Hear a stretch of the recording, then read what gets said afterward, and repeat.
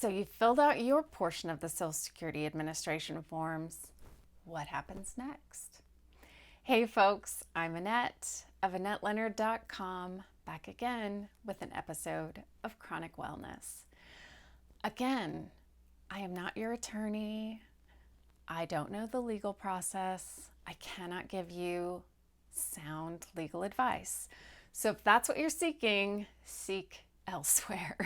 But if you're looking for tips, tricks, know-how from someone who has been through the process and helped others go through it as well, stay tuned. So you filled out your 7-page portion of the Social Security disability paperwork, and you're wondering what happens next.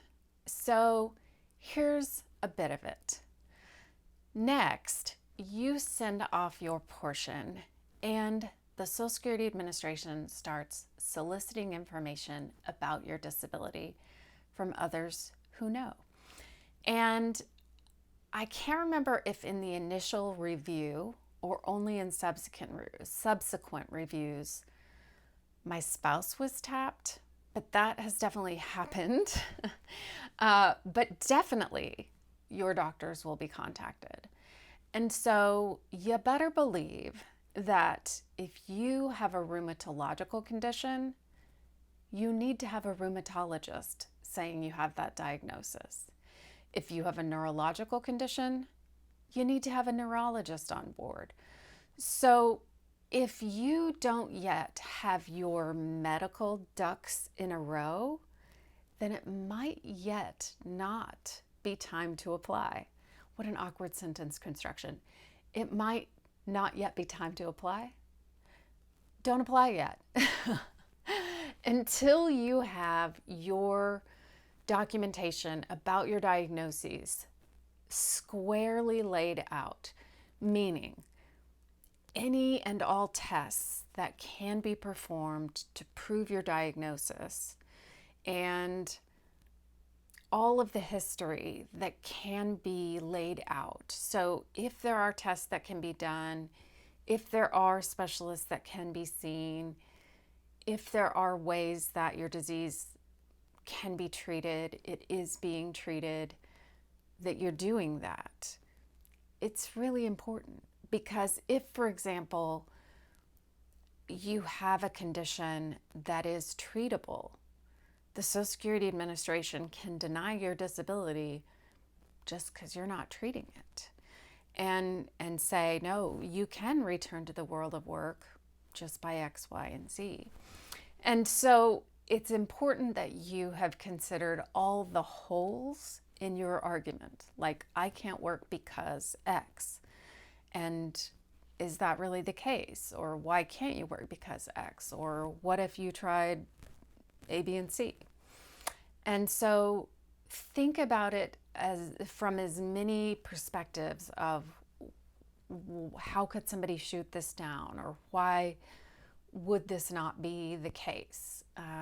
Or why would someone say, I could still go back to work? And I'm not saying don't apply. I am just saying get all of your medical ducks in a row. And so if you've been putting off doing some battery of testing or seeing some specialist, get it done, because that will help bolster your argument to the Social Security Administration. So each of those doctors or specialists will be solicited for your medical file, and some of them will be asked to fill out paperwork on your behalf. 2 things about that. The first is that then you will have to HIPAA release the paperwork to the Social Security Administration. So you'll have to sign away your rights saying, I give permission for this paperwork to be released to the Social Security Administration. And sometimes that can be done with just a blank, I release this information, and it gets sent to Social Security Administration. But sometimes it's a little more circuitous, where that particular hospital or that particular doctor's office has their own form. And so you'll get a letter saying, fill this out so that we can release it to the Social Security Administration. And so that paperwork can take a long time to get into the hands of Social Security Administration for them to even review it. So that's the first part. The second part is, right, so releasing paperwork. Then the second part is that sometimes they'll ask for some of your doctors to fill out paperwork on your behalf. Some doctors will, and some doctors won't. And you don't always know ahead of time. And this can be eminently frustrating. And there's no way you can compel a doctor to do that paperwork. Some just say a blanket, like, no, I don't fill out disability paperwork. And there you are, just hoping that the evidence in your medical file is strong enough to stand up to what Social Security Administration needs. And sometimes it's a matter of they'll do it, but they require a fee. And sometimes they just won't. But for any of your physicians who are willing to complete paperwork on your behalf, I took copies of anything that I sent to the Social Security Administration. I always do that as a matter of course, for a couple of reasons. First of all, if my paperwork gets lost, I don't want to have to recreate that document. Second of all, there are times that I have to update my paperwork, and I like to be able to just refer back to what I've said in the past instead of having to reinvent that wheel. And third, I think it's really helpful to send to my physician what I have already completed so that they also don't have to reinvent the wheel, but also if they want to see what I am listing as my disabling conditions, they have that right in front of them. And nobody's ever told me to do that. Nobody's ever told me not to do that. And so that's what I do. And I imagine if I'm a doctor and have a busy day and a busy caseload, it's helpful to be like, oh, this is what Annette listed. It corroborates what I have in her file. I'm going to put that down. And so you might be up against some obstacles for specialists and physicians who are unwilling to complete that paperwork. But it is then very important that your medical record, things like patient complains of, patient has, patient is diagnosed with, all supports what you have said from the beginning are the reasons that you are unable to return to the world of work. And on that initial paperwork that you have sent in to the Social Security Administration, you're putting down the date that you were unable to return to work. And that date may become very important because depending on your determination, if it is decided that you are approved for Social Security disability, that may become your eligibility date. That may be the date that you get paid back to.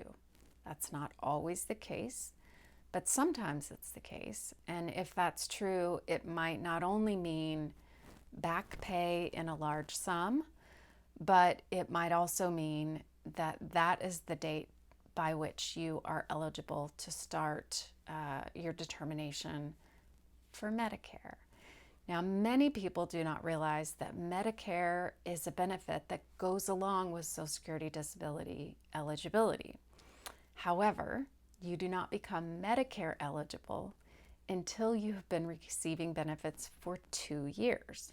So that again is why your eligibility date becomes critical, because if it is more than 2 years ago from the time of your determination, then you're already eligible for Medicare by the time you start receiving benefits. If not, then that insurance doesn't kick in until a little bit further down the road. So each of these components becomes important in the long run.